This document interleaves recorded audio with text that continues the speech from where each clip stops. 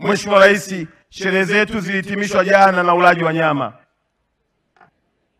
na hii nimewaambia na Mheshimiwa Rais, watu wasituelewe tu vibaya. Nyama ya mkoa wa Arusha haina mahusiano na mafundisho ya Dr. Janabi.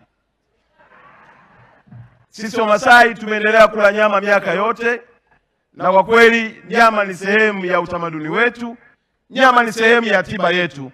Na tutakuomba Mheshimiwa Rais, baada ya iftari, basi ile nyama tulioionja jana, swala pamoja na wanyama wengine, tukukaribisha na wewe ushiriki na wananchi wa mkoa wa Arusha. Mheshimiwa Rais, baada ya kusema hayo, ninaomba nimalizie sana kukushukuru wewe. Umetupa mambo makubwa sana. Mathalan tu Mheshimiwa Rais, msaada wa kisheria uliotolewa hapa na kifaa ulichokinunua cha kupima na kutambua kama mwanamke mwenye ujauzito mtoto wake ana changamoto ya moyo imewasaidia sana wananchi wa mkoa wa Arusha.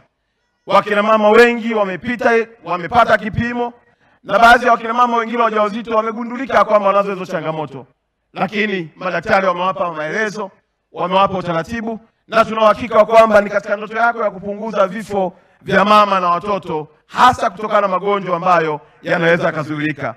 Mheshimiwa Rais, tunakushukuru sana kwa ajili ya Wizara ya Sheria na Katiba. Tunakushukuru sana kwa ajili ya wizara zote, lakini nilikuwa na ombi moja tu kwenye Wizara ya Sheria na Katiba. Mheshimiwa Rais, migogoro mingi iliyokuwepo hapa tuliokuja kuiona tangu walipoanza tarehe 1, wamefanya kazi kubwa ya kuwasaidia wananchi, lakini nimekuja kugundua tunahitaji kushirikiana na Tanganyika Law Society. Wanasheria walioko kwenye chapter Tanganyika Law Society katika mkoa wetu wa Arusha wako takribani ya 882. Wanasheria hawa Mheshimiwa Rais, ukiridhia wakaingia kazini, tukawawezesha japo kidogo tu, ninakuhakikishia kabla ya mwezi wa 9 mwaka huu hakutakuwa na mgogoro ndani ya mkoa wetu unaotokana na matatizo ya kutokuelewa sheria. Wananchi wengi hawana uwezo wa kumlipa mwanasheria, lakini pia wanadhulumiwa kwa sababu ya kutokuelewa sheria.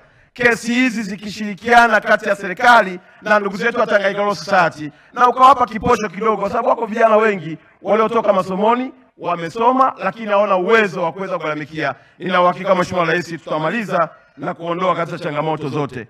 Mwisho, tunakushukuru kwa ajili ya kutujengea uwanja Mheshimiwa Rais.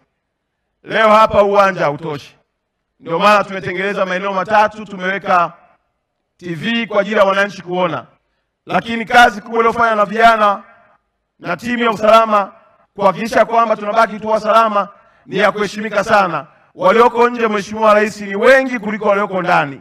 Na kwa nini? Kwa sababu uwanja huu ulijengwa miaka mingi. Tunaelewa maono yako ya kutujengea uwanja wananchi wa mkoa wa Arusha.